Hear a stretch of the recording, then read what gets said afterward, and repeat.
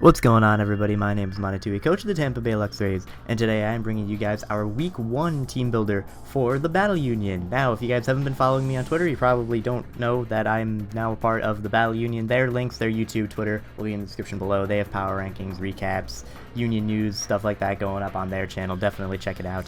And please check out our opponent. This week we are going up against Scizorsome.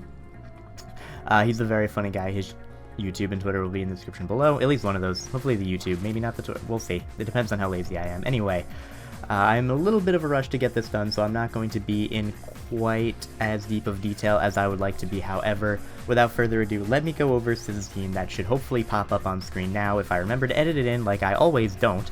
So, Siz's team consists of Mega Scizor, of course, Azumarill, Mammothline, Goodra, Jolteon, Doublade, Licky Licky, Torkoal, and Scrafty. On his bench, he has a Politoed, Toxicroak, and Shuckle. If you don't know what a bench is, essentially you can, I believe 5 times per season, you can swap out a Mon on your bench for a Mon in your regular draft. Has to be within, I believe, 40 points, so like within one letter of value.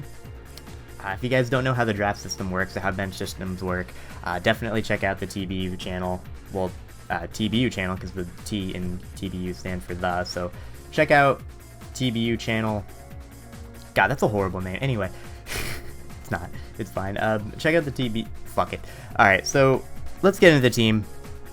Starting off, we have Randy Daytona, the Magneton. This thing's job is mainly to trap the Mega Scizor and knock it out. Mega Scizor is a big issue to my team. Has coverage to hit pretty much everything, bar like my Mega Blastoise, which can kind of deal with it, but Hidden Power Fire with the Choice Scarf, Thunderbolt, Volt Switch, Flash Cannon, relatively standard set, enough speed to outspeed. What do I want to outspeed with this? This much speed was to... This is enough speed to outspeed an Adamant Mammothline, Adamant Scarf Mammothline, and I can hit it with a Flash Cannon before it can do anything to me, so that's really good there. Again, relatively standard Magneton. This thing's main job is just to knock out and trap the Mega Scizor. It can also, of course, hit the Azumarill hard. The Mammothline can Volt Switch out versus a lot, bar the Jolteon. Hits the Doublade very hard. I obviously cannot trap the Doublade because it is a Ghost type, and that's how that works. But it hits the Torkoal hard, can Volt Switch out on the Scrafty, so it's just a very nice mon for his team overall. Can Volt Switch out versus the Licky Licky, gain momentum into something like my my Golurk to hit it very hard, so... that is our Magneton, like I said, relatively standard, but gets the job done, definitely gets the job done. Next up, we have our Kyurem Black, which I'm very happy to have. Dragon Claw, Fusion Bolt, Earth Power, and Roost.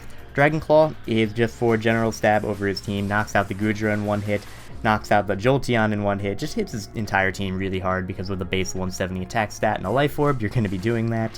The stab Dragon Claw is really good. Fusion Bolt, that is to hit the Azumarill, have a chance to knock that out, and then Earth Power. Earth Power is just to hit the Doublade. It will be an easy 2 KO on that, and also to hit the Torkoal. Can possibly knock out the Torkoal in one hit, if not, it's an easy 2 KO. And then Roost.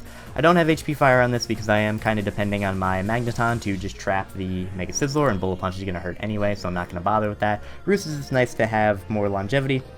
I can force things like the Goodra out, the Jolteon out. I Roost versus... can Roost versus the Licky Licky even, possibly the Torkoal. So this is just a nice move to have to get myself back up to a good amount of HP after taking a few Life Orb hits, potentially get low and then Roost up and then have it do more damage later on. So that is that. The speed is enough for a Jolly Mammothline, which is very nice. We'll be able to outspeed that, do a lot of damage with Dragon Claw.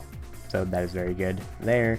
And that is about it. Also outspeeds, obviously, a timid max speed Goodra. So that is our Kyurem Black. By the way, they're all named Stan from here on out. I'll figure out the rest of the nicknames, but for now, Stan. So next up, we're going to be going over Stan, the Mega Blastoise. Relatively standard, Scald, Dragon Pulse, Aura Sphere, and Rapid Spin. Scald is very nice because it can potentially get a burn on especially defensive Mega Scizor, which he may want to bring in versus this. Probably not, but it's definitely possible, I suppose. Can possibly burn things like the Goodra, which would be a possible switch into this. If it's Assault Vest, it'll have no recovery, taking 12% each turn.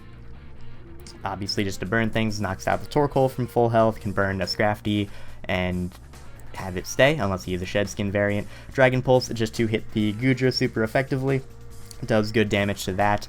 Aura Sphere, that is for the Licky Licky, 2 KOs any form of Licky Licky, and Licky Licky is actually a decent issue to my team because it is kind of fat.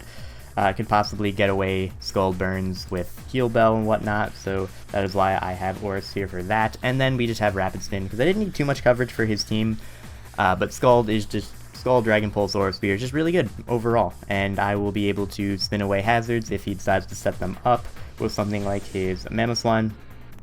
So that is why we have that. Next up, we have Stan, the Golurk, rocking the Colbur Berry with Earthquake, Dynamic Punch, Fire Punch, and Stealth Rock. This Golurk puts in a lot of work versus his team. Can potentially knock out the Mega Scizor with Fire Punch, unless it has a little bit of HP investment, then it will not knock it out, but it'll do a hefty amount of damage, which is good, because that is an issue to my team.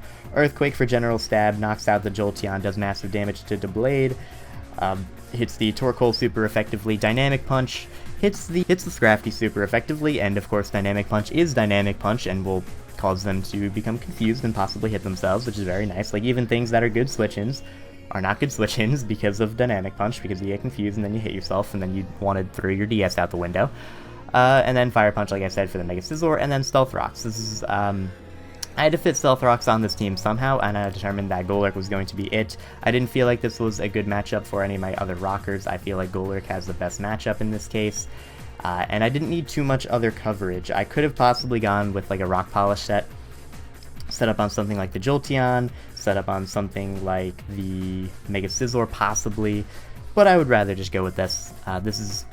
I like this Rocks. Hazards are going to be a big key in this match, and since hazard removal isn't the best, and we will get to that when I get there. Next up, we have Stan, the Cresselia, rocking the Rocky Helmet with 3 attacks actually: Psyshock, Moonblast, Shadow Ball, and Moonlight.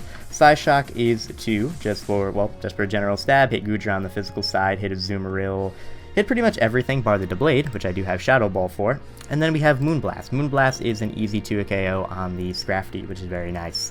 Despite being 4 times super effective, Scrafty is relatively bulky, Cresselia is not very strong, but Moonblast will still allow me to beat it 1v1. Even if it outspeeds me, Knockoff will not be a 2 KO because I am a Cresselia, and it'll be taking Rocky Helmet damage, and Moonblast will be able to knock it out after some prior damage. And then of course Moonlight, just because recovery on this thing is very nice. This is also my best Azumarill switch-in. Can switch into the Mamoswine easily, can really just switch into the majority of his team. Like, there's not much he has that wants to deal with this, bar Mega Scizor, but like I said, my plan is to just trap it with Magneton, hopefully early on.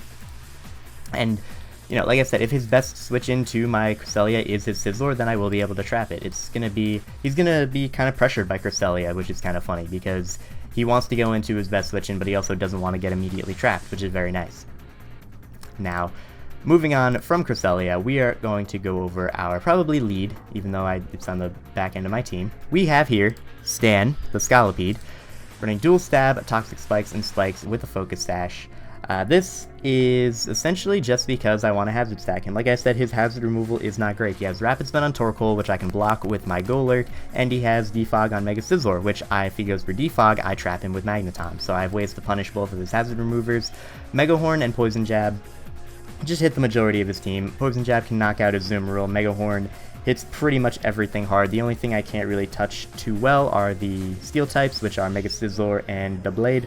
Like, I do massive damage to Licky Licky. Torkoal can switch in, but doesn't want to get poisoned, obviously. And like I said, I have switch-ins to those in my Mega Blastoise and my Golurk, so that is totally fine. Toxic Spikes are nice to wear things down, like the Licky Licky, the Scrafty if it is not Shed Skin, the Goodra if it is not Hydration with Rain Dance. He has a Jolteon, which will be constantly Volt Switching in on Spikes, which is very nice, or Volt Switching out, taking more Spikes on the way in. Hazards are just good for this match. Like I said, this is a key part to my team. This is probably going to be my dedicated lead, unless I expect him to lead with something that beats this. For example, if I expect him to lead with Torkoal for whatever reason, I'm not going to lead that. I would probably lead with my Mega Blastoise. But regardless, that is the team for TBU Week 1. Like I said, definitely check out Scizorsome in the description below. He is a very funny guy, like I mentioned earlier. And that is about it. I apologize if this seemed a little bit rushed. I do have to get going to work in a couple of minutes. So thank you guys for watching, and I will see you in the match.